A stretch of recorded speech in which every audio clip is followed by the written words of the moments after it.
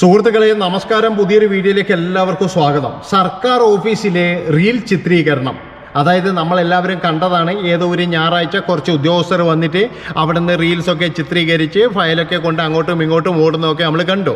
മന്ത്രി പറഞ്ഞു, ഇത് കുഴപ്പമില്ല, ഇത് ഞായറാഴ്ച നിങ്ങൾ ജോലിക്ക് വന്നതല്ലേ, അതുകൊണ്ട് മന്ത്രി അങ്ങ് ക്ഷമിച്ചു കൊടുത്തു. ഇപ്പോഴും നോക്കുമ്പോഴേക്കില്ല, സകല ഓഫീസിലും ഇത് തന്നെയാണ് പരിപാടി.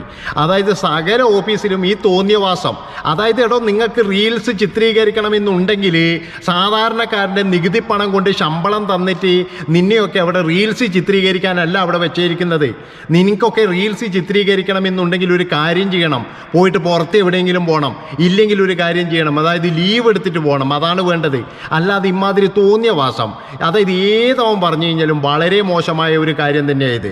എന്താണെന്ന് വെച്ചാൽ ജനങ്ങൾ ഇവിടെ രണ്ടറ്റം കൂട്ടിമുട്ടിക്കാൻ വേണ്ടിയിട്ട് പൊതുജനങ്ങൾ ഇവിടെ പെടാപ്പാട് പെടുമ്പോഴാണ് ഇവിടെ ഒരു കൂട്ടം ആൾക്കാർ ചേർന്നിട്ട് ഇവിടെ എന്താ പറയേണ്ടത്, ജനങ്ങളെ കുരങ്ങ് കളിപ്പിക്കുന്നത്, അതായത് വെല്ലുവിളിക്കുകയാണ് ചെയ്യുന്നത് ഇമാതിരി തോന്നിയവാസം കാണിച്ചിട്ട്. എന്നിട്ട് ഇപ്പോൾ എല്ലാവരും പറയുന്നത് എന്താ, മന്ത്രി അടക്കം ഗണേഷ് കുമാർ അടക്കം പറയുക നല്ലതാണ്, കൊള്ളാം. അതായത് നല്ലോണം ശമ്പളം 30-ാം തീയതി എണ്ണി വേണിക്കാം, അപ്പോഴും നല്ല രീതിയിൽ കൊള്ളാം, അവർക്കൊക്കെ നല്ല സുഖമാണ്, ഒരു കുഴപ്പമില്ല. പിന്നെ ചില ആൾക്കാർ ഞായറാഴ്ചയും കൂടി പണിക്ക് വരുന്നതല്ലേ, ഞായറാഴ്ച ജോലി ചെയ്യണം. അതായത് അവിടെയുള്ള ജോലികൾ തീർത്തിട്ടില്ലെങ്കിൽ ഞായറാഴ്ച ജോലി ചെയ്യണം നിർബന്ധമായിട്ടും. അല്ലാതെ പിന്നെ എന്താ പറയേണ്ടത്, ഈ എപ്പോൾ തോന്നുന്ന പോലെ വന്ന് തോന്നുന്ന പോലെ ഇറങ്ങിപ്പോയി കഴിഞ്ഞാൽ ജോലി തീരൂല.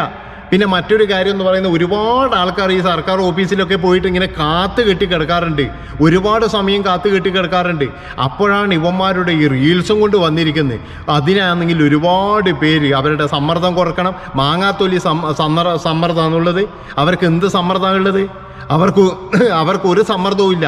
അവർക്കെന്ന് പറഞ്ഞാൽ ഒന്നാം തീയതി കൃത്യമായിട്ട് ശമ്പളം കിട്ടും.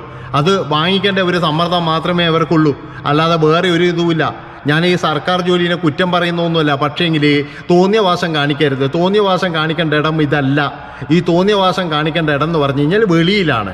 അത് ലീവ് എടുത്തു പോകുക, ഇല്ലെങ്കിൽ എന്ന് പറഞ്ഞാൽ ഒഴിവ് സമയങ്ങളിൽ സർക്കാർ ഓഫീസിൽ പോയിട്ട് ഫയലും കൊണ്ടുപോയിട്ട് ഇങ്ങനെ കളിക്കുമല്ല വേണ്ടത്. ഇതെന്ന് പറയുന്നത് ജനങ്ങളെ വെല്ലുവിളിക്കുന്നത്, അതൊരു തോന്നിയവാസമായിട്ടാണ് എനിക്ക് തോന്നിയിട്ടുള്ളത്. വളരെ മോശം എന്ന് പറഞ്ഞാൽ വളരെ മോശം. എല്ലാവരും ഇതിന് സപ്പോർട്ടും. എനിക്ക് മനസ്സിലാകുന്നില്ല, എന്ത് കണ്ടിട്ടാണ് നിങ്ങളുടെ സപ്പോർട്ട് ചെയ്യുന്നത്? എന്ത് കണ്ടിട്ടാണ് എല്ലാവരും ഇതിന് സപ്പോർട്ട് ചെയ്യുന്നത്? ശമ്പളം കൊടുത്ത് ജോലി ചെയ്യാൻ അവർക്ക് മാനസിക ഉല്ലാസം വേണമെന്ന് പറഞ്ഞിട്ട് ആകെ ചെയ്യുന്നത് 8 മണിക്കൂർ 7 മണിക്കൂർ ജോലിയാണ്.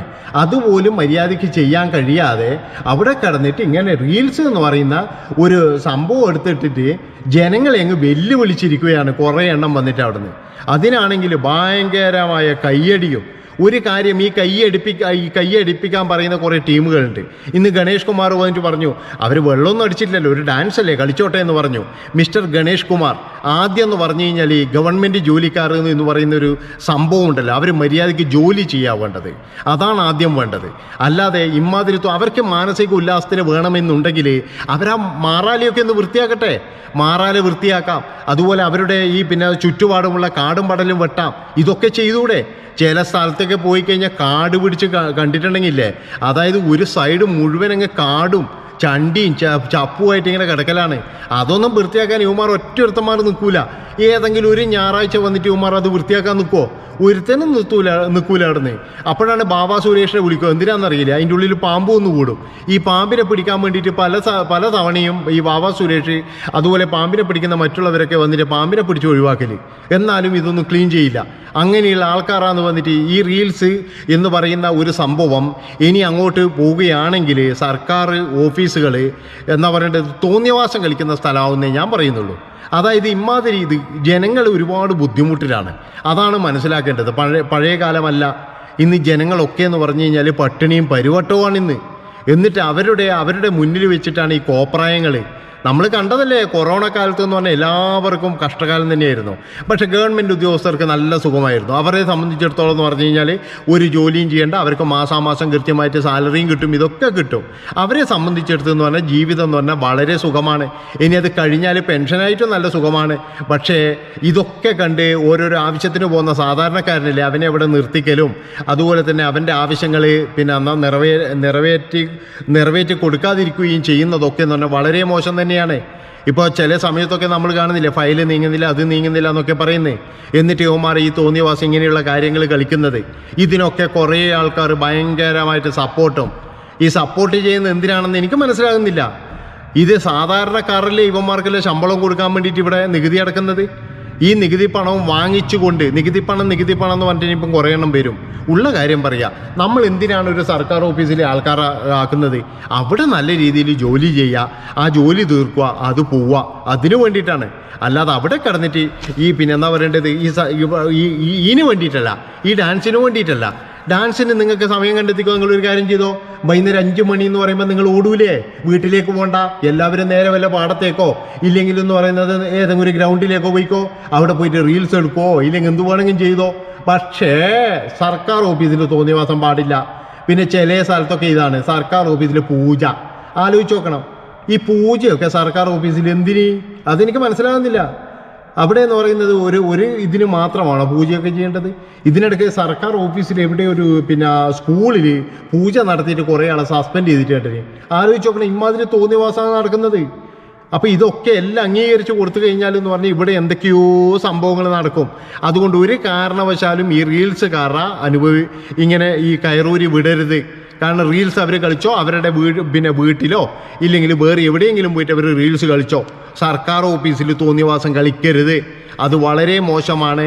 ഇവിടെ ജനങ്ങൾ ഒരുപാട്, ഞാൻ പറഞ്ഞല്ലോ, പട്ടിണിയാന്ന് ജനങ്ങൾക്ക്, പൈസയില്ലാതെ, ജോലിയില്ലാതെ, വിലക്കയറ്റം കൊണ്ട് അല്ലെങ്കിൽ മറ്റുള്ള തരത്തിൽ ഒക്കെ ജനങ്ങൾ കഷ്ടപ്പെടുകയാണ്.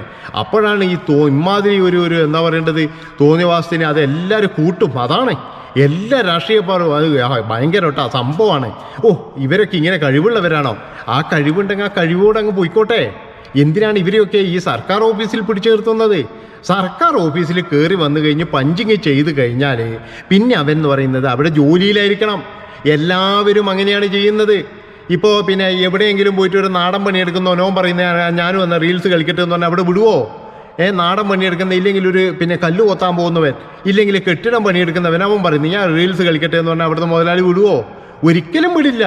അതെ, അവനെ പണിക്ക് വിളിച്ചെന്തിനാ? ആ പണി ചെയ്യുക, അവൻ തിരിച്ചു പോവുക, അതിനു വേണ്ടിയിട്ടാണ്. അല്ലാതെ അവിടെ കിടന്നിട്ട് തോന്നിയവാസം കളിക്കാനൊന്നും ആ മുതലാളിയൊന്നും വിടൂല. ഇവിടെ മാത്രം ഒരു പ്രത്യേകതയാണ്. ഇന്നലെ ഇപ്പം അത് ഒരുപാട് റീൽസുകൾ വരുന്നുണ്ട് അവിടുന്ന്. ഇനി ഇതൊരു തൊഴിലാക്കിയിട്ടെടുക്കും ഇവരെല്ലാവരും കൂടിയിട്ട് ജനങ്ങളെ കൊഞ്ഞനം കുത്തിയിട്ട് ഇതൊരു തൊഴിലാക്കിയിട്ടെടുക്കുമെന്നുള്ളതാണ്. ഇവർ വിടാനേ പോകുന്നില്ല. ഇവരിതിങ്ങനെ തുടർന്നു കൊണ്ടേയിരിക്കും. കാരണം ഇവർക്ക് സപ്പോർട്ട് ഉണ്ടല്ലോ ആൾക്കാർ. അങ്ങനെ വൈറലാകുകയും ചെയ്യാം. നല്ല ഫാനിൻ്റെ ചോട്ടിലിരുന്ന് AC റൂമിലിരുന്ന് ഇങ്ങനെ ചെയ്യുമ്പോഴേ നല്ല സുഖം തന്നെയാണ്.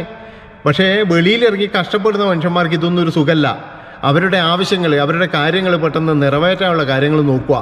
അല്ലാതെ ഈ തോന്നിവാസത്തിന് ആരായിക്കഴിഞ്ഞാലും ഇതിന് കൂട്ടു നിൽക്കുന്ന എല്ലാവരും ചെയ്യുന്നത് വളരെ വിഡിത്തം തന്നെയാണ്. അപ്പോൾ ഇത്രയും പറഞ്ഞുകൊണ്ട് ഈ ഒരു വീഡിയോ ഇവിടെ വെച്ച് വൈൻഡപ്പ് ചെയ്യാണ്. ഇഷ്ടപ്പെട്ട് കഴിഞ്ഞാൽ എല്ലാവരും ചാനൽ സബ്സ്ക്രൈബ് ചെയ്ത് കൂടെ കൂടിക്കോ. ഇതിലും വലുത് വരാനുണ്ട്. നന്ദി, നമസ്കാരം.